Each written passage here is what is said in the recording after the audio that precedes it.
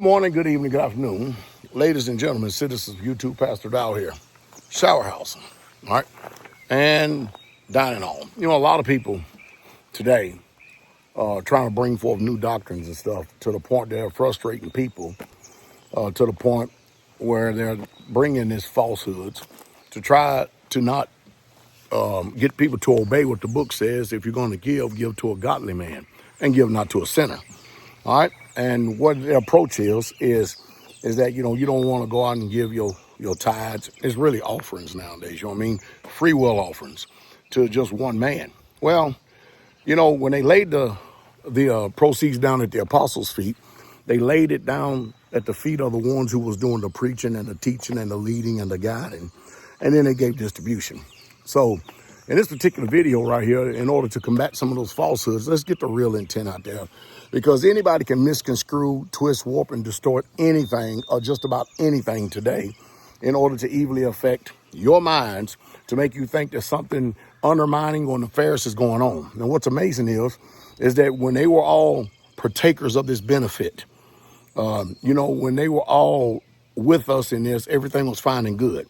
As soon as they defect, all of a sudden they change their doctrine, change their beliefs. It's kind of like when they were elders and they were leaders over people, it was fine and good for them to tell people what to do, and then people obey them. But now they're no longer elders in this ministry. They're no longer elders, and they have nobody to lead. Now all of a sudden there's something wrong with it. You follow me? So there's something wrong with this schizophrenic mindset. But let's just tell the truth and shame the devil.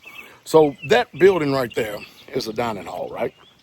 And that dining hall is a 30 by 60 on one end, a 28 by 24 on one backside, and 24 by 24 on the other. So if the way that they do it, kind of like the Christians do, if you watch Joel Osteen, if you watch Kenneth Hagin, Kenneth Copeland, Jesse Duplantis, Creflo Dollar, and all them, these people live to enrich themselves and talk about the blessings of Yah.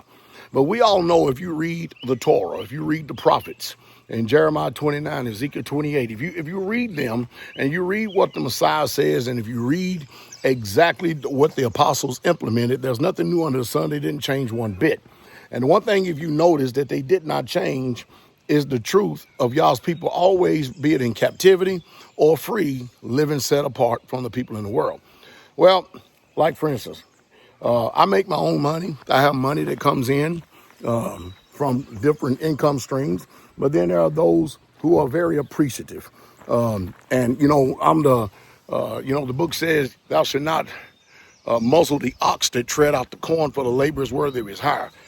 I'm also a laborer, and I make no apologies in this boast right here by saying there's nobody that's ever been in the ministries of Straitway that has ever labored more abundantly than I have. And I'm not even going to apologize for that, because it's the truth. Nobody has. I purchased homes, I purchased lands, I moved people in them, and never even lived in them my own self. So when they tell you about giving offerings and stuff, they're trying to paint a picture that everybody is just so evil if you don't do it their way, or you just don't want to give it to one man because this one man's going to do this and do that. Well, let me tell you something. See, again, anybody can evilly affect your mind. When you look at a building like that, you can see where people's offerings are going. When you start looking at some of these other places where I show a couple of little homes that has been built, you see where the offerings are going, the free will offerings. And think about this. We have 50-something people live on this community. So if I was just enriching myself, there wouldn't be nobody on this community. I would take all this thing and get rid of a lot of these buildings, and it would just only be for myself and my family, because I'm the preacher. And they're not. And I'm the sole reason and purpose, the reason why the Most High Yah is blessing a lot of people out there who is a cheerful giver. So they're trying to discourage you cheerful givers for giving to someone who is worthy of his labor, worthy of his calling, worthy of his hire, to try to get you to defy what the word says. It's totally up to you. That playground right there, everybody benefits from it when they come in from the feast days. And plus, I got a new one we're going to be putting at the top of the hill. What I'm saying is, is that we've got probably solid homes out here on this community, and we don't live in glass jars. I'm not going to show you everything. You don't need to know everything, but if you've been here, you already know. We probably got 1, 2, 3, 4, 5, 6, 7, 8, 9, 10, 11, 12, I don't know, 12 actual homes. You know, when I say actual homes, I'm not talking about trailers. I'm talking about homes. If you want to include trailers as home, then it'll be 13, 14, 15. That would make it up to about maybe 15. But y'all see what I'm saying? Do you comprehend what I'm saying? Do you understand what I'm saying? There are people that's trying to paint things in a negative light, and you got to ask yourself, how these homes get built? How these trailers get built if it wasn't for us laboring, if it wasn't for us going out buying the building material, using the actual money that y'all blesses us with to be able to do this. See, the problem is that I've had elders that all they did was enrich themselves. And when you go and look at the communities that I actually put them up in, you can see there was no fruit. There was nothing really going forward at all. Zero, nada. And when we did these things out here, mind you, I did these things without the help of other Israelites because there were no other communities, if you know what I mean. There was no other communities. Like right up there, another shower house right there. That benefits the saints. That benefits the saints who live here. It benefits the saints who come here for the feast days. That just benefits them. It does all the way around. Like the other day, we have outhouses out here, which we're just going to leave up until Pentecost, then we'll put them up for tabernacles. Those particular outhouses right there, you know, if I kept on paying $3,000 or $4,000 something like that every feast day and stuff, man, you know how much money we would be out. But because I ask y'all for wisdom and he gives me wisdom, we just purchase the outhouses. And then the only thing we have to do is just pay a service fee for them to come and pump them. Isn't that beautiful? Is that not nice? Is that not nice? Now we own the actual outhouses. Come on, son, you need to get back in. We're getting ready to leave. Now we own the outhouses and we can pay a fraction of the cost. See, wisdom, it takes wisdom to build a community, to build a home, to build a land, to build a people. But there's always a man of wisdom, one old man with wisdom, and he can save a city if people will listen to him. But you listen to a fool, you're going to be in the same old mess that the rest of the world is, struggling, in debt, because you don't want to make the sacrifice to live sanctified and set apart. And if you don't choose to do that, then don't do it. But that does not discourage us from the way that we know clearly what the word says. And you know me, I'll debate anybody in the world on our lifestyle as being more obedient to what the word says than anybody else's that you know. You just heard the truth and the truth straightway. Y'all be encouraged, King coming.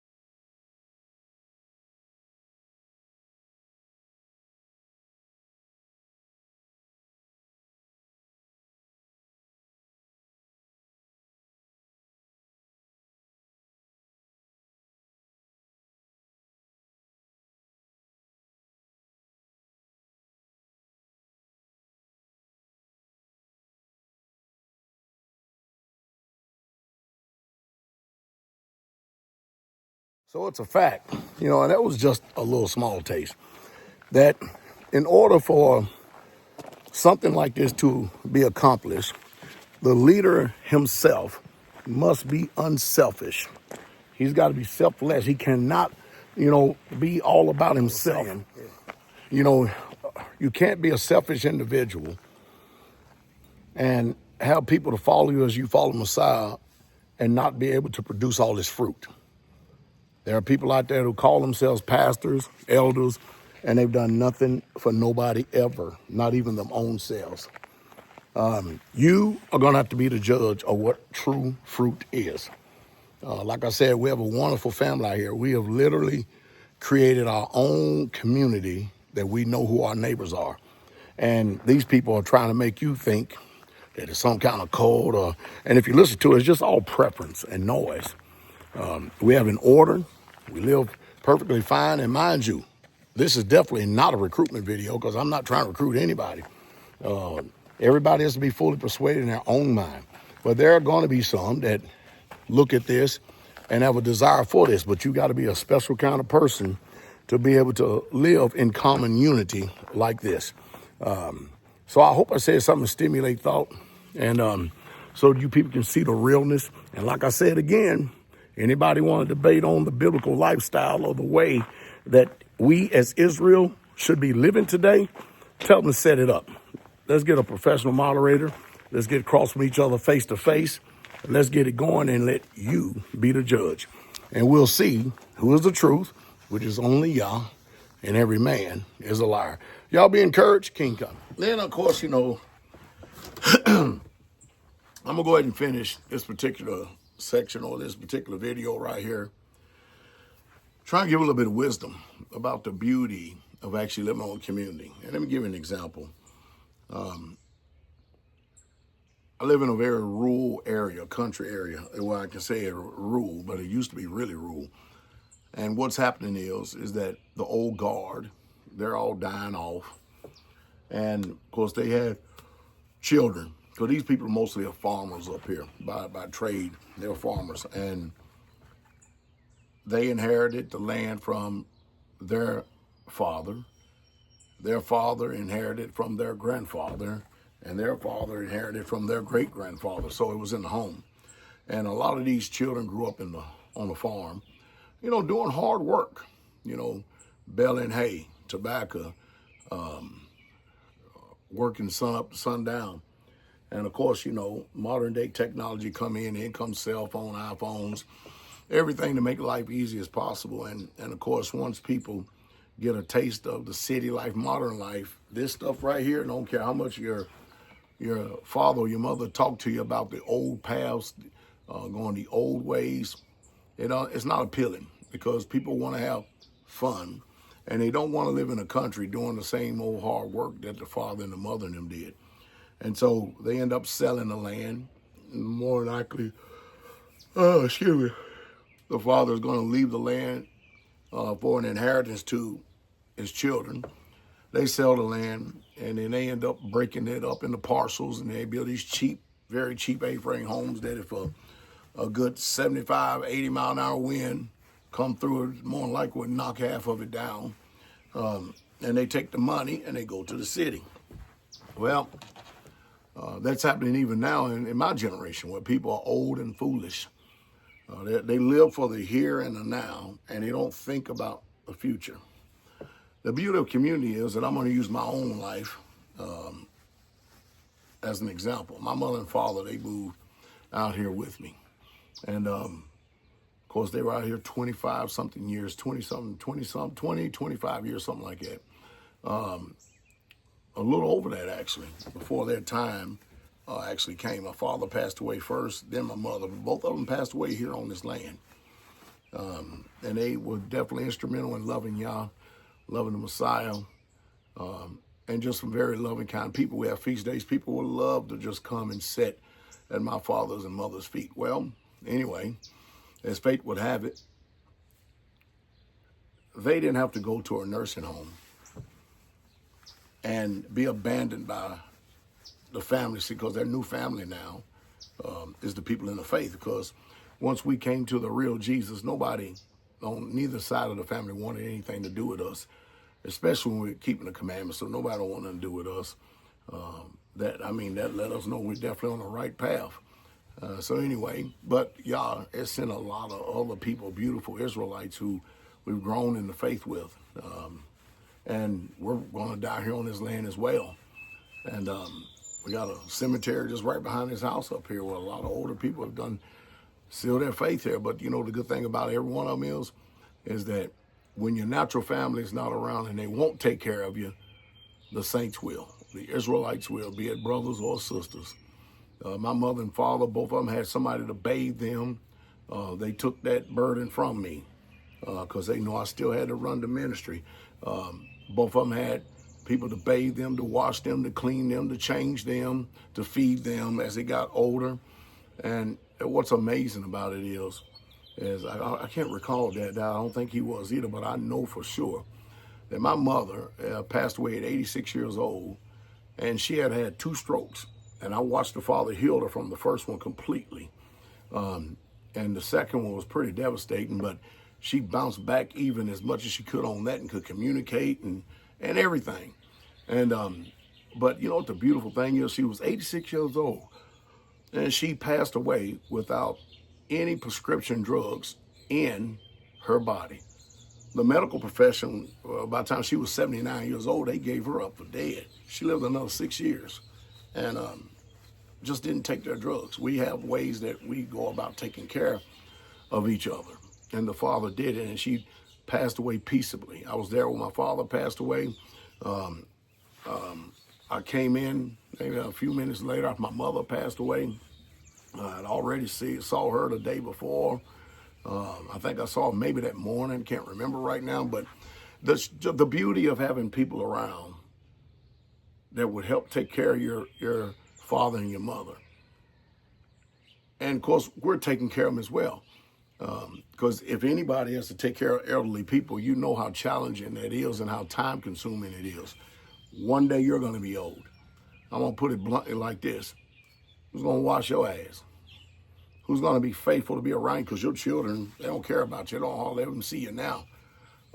If people do stop by, and as you get older, they find out you left alone. They don't communicate with you much. And I can't tell you how many people my age, give another 10 or 15 years, they're going to be in nursing homes. And nobody's going to come by to see you. Nobody's going to talk to you. And if they do come by, it's a rush thing, job to appease their conscience, and it's over with. We don't have that here. We have a real true sense of family here. We really, truly do.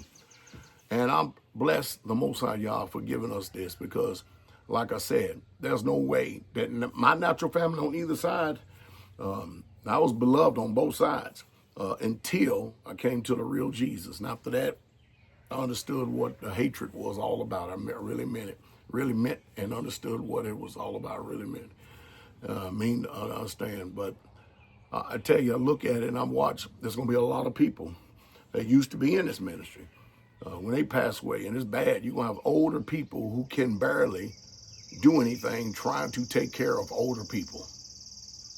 It's just not smart and it's not wise. Your children going to go live their lives. I've seen it. I've seen it before. I've seen it with my own wife. She had 2 sisters and a brother. The brother passed away before they did, and she had an older sister and one that was in the middle, and Carol's the youngest. And the 2 older sisters did not lift a finger to come and help her mother in any way, shape, fashion, or form. You know who it was? The Israelites. They was doing it because of their love for Mother Carol. And even the brothers, we helped her move a few times. She wasn't in the faith. She didn't live on the community. That's a bad thing. She wasn't in the faith.